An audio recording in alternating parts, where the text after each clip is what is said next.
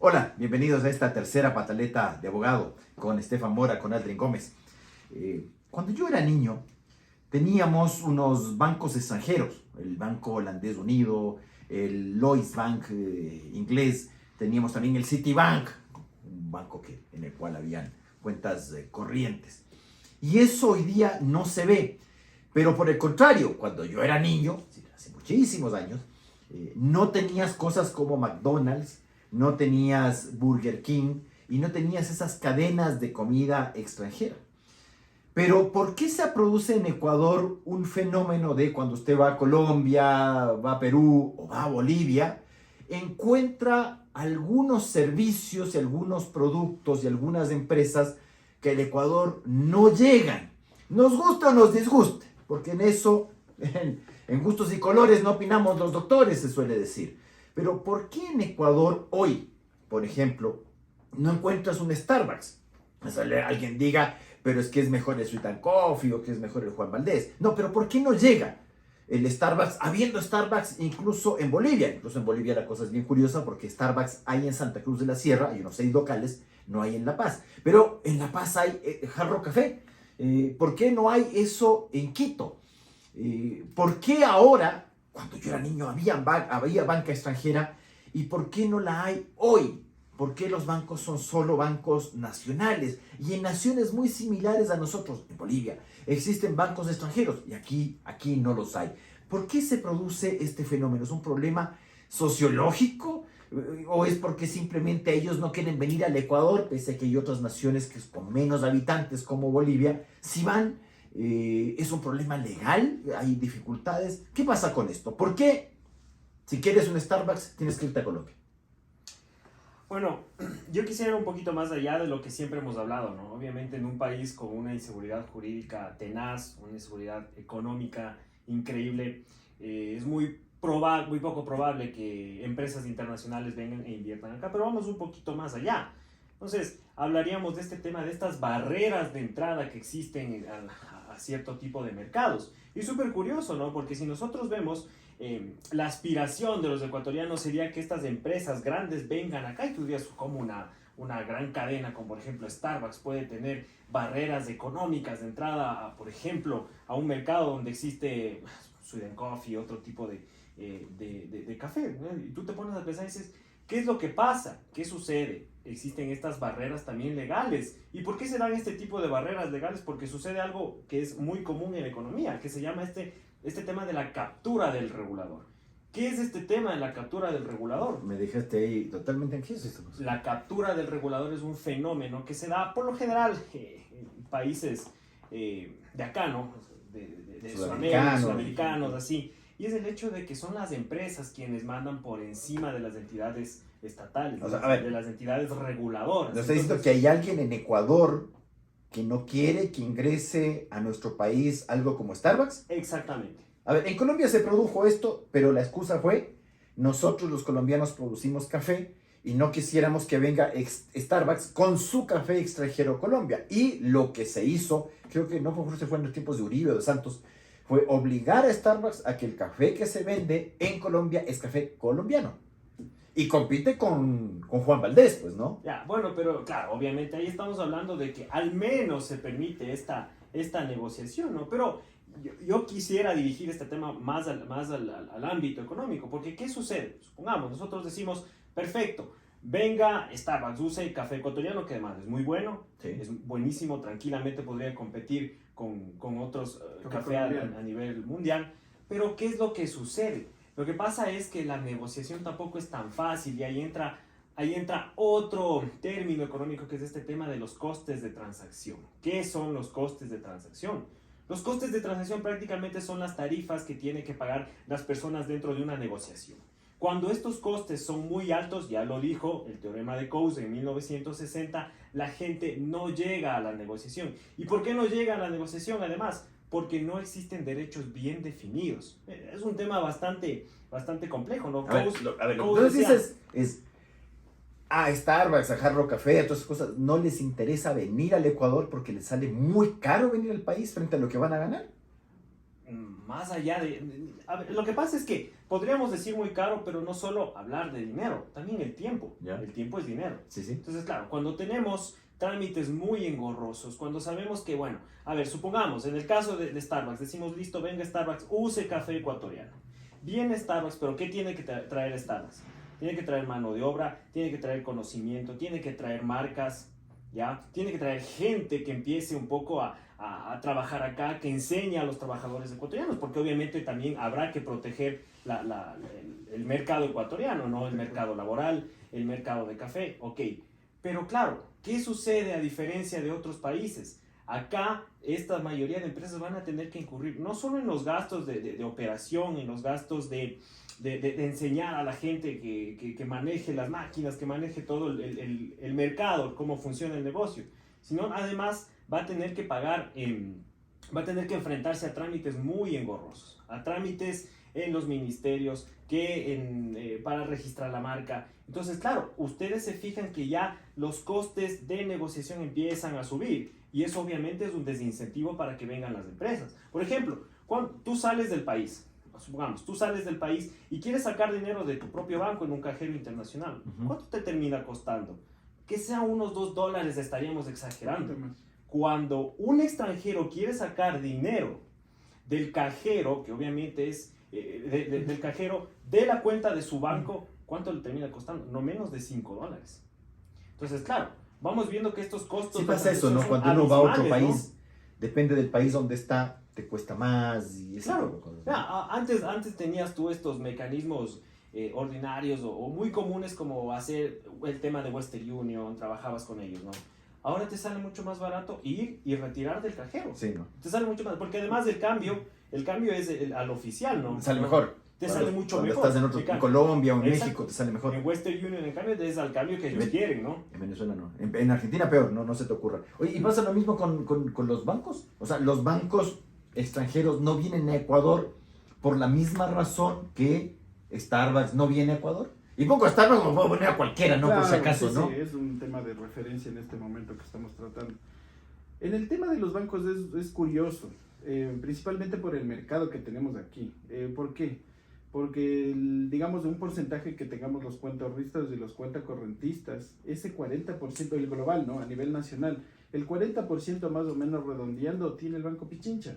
Ya. Entonces estamos diciendo que el resto 60%, ¿qué se van a pelear? El tema de los otros bancos, que ¿cuántos son? Unos 5 o 6 más igual grandes, o que le puedan hacer una competencia al Banco Pichincha siendo el grupo financiero más grande de aquí del Ecuador. Entonces, para que venga un banco extranjero, ¿qué va a tener que pelearse? ¿Directamente con el Banco Pichincha o con lo poco que va a sobrar? Quitando Pero eso no pasó en otros países. O sea, a ver, perdón, cuando vino Santander, el BBVA, el Scotiabank, que uno, ojo, el HCIM, ni sé cuánto, cuando uno, ojo, en Colombia y en Perú, o sea, no estoy hablando de otra cosa, ¿no?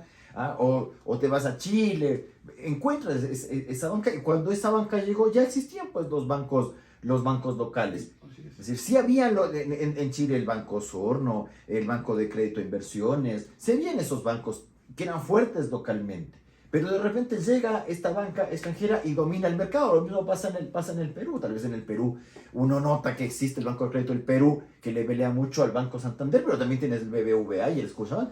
¿Por qué no pasa eso en Ecuador? O sea, evidentemente cuando llegas a un país, en un país civilizado, uno entiende que la banca funciona, pues entonces y uno tiene el banco que y el banco que más hay acá, no vamos a negarlo, el Pichincha. Pues vos vas a cualquier localidad, encuentras un cajerito, alguna oficina muy cerca, pero entonces tú dices, eso es lo que desanima, el hecho de que tengamos una banca formal muy extendida es lo que desanima a estos bancos extranjeros a venir a Ecuador. Yo lo que, para mi forma de ver, lo que desanima es el tema de que aquí tenemos digamos, un mercado muy reducido. Porque estamos hablando que hay provincias, según los estudios igual de los entes de control, hay provincias donde ni siquiera hay cuentaahorristas, cuentacorrentistas de bancos, sino de cooperativas. Ya. Entonces, el resto de los futuros clientes financieros se ha tomado por el tema de las cooperativas o el tema de, obviamente, dineros prestados por usureros o por gente común y corriente que no se dedican al tema del sector financiero. A ver, entonces el caso de la banca es un tema de que tenemos mucha informalidad. Por y que supuesto. tenemos, y la banca estaría copada. Y en el tema este de que no vienen estas otras, porque hay otros, pues sí hay, o sea, a ver, si hay McDonald's, si hay Burger King, uno entendería por qué no vienen estas otras cafeterías, estos otros temas. Y los impuestos, el impuesto a la salida de divisa. Claro, es que ahí está también, ahí está otro tema, ¿no? Claro, tú vienes, inviertes tu platita, obviamente generas renta de esa inversión y obviamente es totalmente legítimo. Yo creo que vivimos ahora en una sociedad en la que hemos satanizado el tema de tratar de llevar tus capitales donde a ti bien te parezca. Obviamente, claro, si tú inviertes en un país, ya pagas ciertos impuestos, el impuesto a la renta, el propio impuesto a la renta. ¿Por qué poner impuestos muy altos que más que nada implican barreras de entrada, como el ISD, a las empresas que quieren venir a invertir? Entonces, claro, esa también es una barrera bastante grave. Pero a ver, vamos al tema de los bancos. Es súper curioso, pero si ustedes se fijan, ni siquiera los bancos a nivel nacional les gusta competir en una sana lid, porque toma en cuenta, supongamos yo tengo una cuenta en el Banco El Pichincha y tú en el Banco El Pacífico, ¿cuánto se me demora en hacerme efectiva una transferencia? 24 horas. Claro, y depende de la Y hora. depende de la hora. Y depende de la hora. Si te pagaron un viernes antes de feriado, te fregaste, pasaste todo el feriado sin tu plata, ¿no? ¿Qué sucede en otros países? Mm. Es Es así. inmediato. Es inmediato. Ah, ¿Y ¿en por qué? serio? Sí. No. Es inmediato. ¿Y por qué? Porque inclusive, claro, les cuesta acá un poco renunciar a sus derechos de propiedad. Es verdad, es tu sistema, pero ¿qué te cuesta ponerte de acuerdo con el otro banco para que las transferencias sean inmediatas? Otro dato interesante es que si tú sacas una cuenta, no necesariamente tienes que ser residente o tener la nacionalidad, digamos, en este caso tomamos de Estados Unidos, sacas una cuenta ahí, cuenta ahorrista, obtienes tu tarjeta de débito y con esa tarjeta de débito la puedes comprar en cualquier local de aquí sin que te cueste un solo impuesto más. Cuando aquí sacas una tarjeta de débito de crédito y te van a cobrar un montón de impuestos si vas Claro. afuera del país. Ahora, Sí, claro, sí, sí. yo creo que todo también empieza en casa, ¿no? A ver, Claro. si ni siquiera el Estado, y pongamos un ejemplo muy palpable, ni siquiera el Estado se pone de acuerdo. ¿Qué pasa cuando tú compras estos chips para pasar por un peaje? Tienes que estar Claro. homologando, pero en cada gobierno provincial, en cada... Oye, no estés dando concesionaria, ideas que nos van a pedir licencia en cada país. para que te funcione, ¿no? Qué difícil es que se ponga de acuerdo el Ministerio de Transporte, no Sí, sé, sí. cualquier otra Qué entidad complejo, pública, ¿no? hacen un sistema Claro. unificado.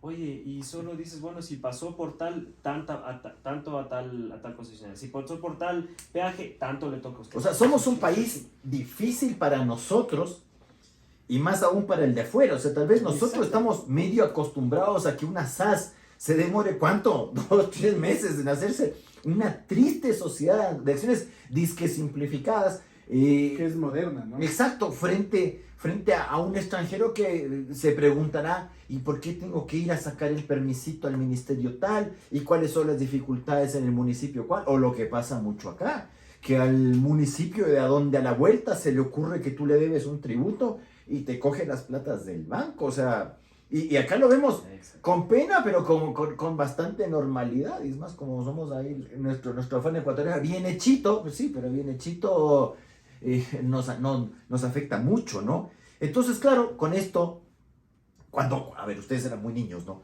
Cuando vino la dolarización, una de las cosas que nos decían es que la dolarización iba a fomentar la llegada de la banca extranjera. Y que íbamos a hacer algo así como Panamá, ¿ya? Y perdón, han pasado 22 años y no somos ni de lejos. Como Panamá. O sea, pero claro, como Panamá, yo nos imaginaba venir la banca, entonces van a venir los capitales. Sí, algo tiene que ver el ISD en esto, ¿no? Algo tiene que ver el impuesto a la salida de divisas. A nadie le gusta que le digan que deposita 100 y se lleva 95. Pues, o sea, no sé si a usted le cae muy bien, ¿ya? Entonces, claro, que esto venga acá, ¿qué hacemos? Tenemos las fórmulas. Tenemos, yo creo, un país que en una situación geográfica interesante, no somos Chile, que queda por allá bajísimo. Tenemos una situación monetaria que también es interesante porque no tienes el riesgo bancario. Claro, no es que tú estás trabajando con Sucres y el día de mañana eso se te hace sal y agua. Bueno, pero resulta que entonces el problema está siendo o la regulación o nuestra idiosincrasia. Yo creo que lo uno sumado al otro, ¿no? Yo creo que también bastante es del tema de la regulación, porque tomando el tema que estamos hablando de Starbucks, hay que tener en cuenta, ¿no? Sí, de lo que alguna vez leía, Starbucks decía que no le gustaba dar contratos de de franquicia, sino que le gustaba al dueño del local posesionarse Como en cada Ciudad país. Coffee. Exacto, Ya. como posesionarse en cada país.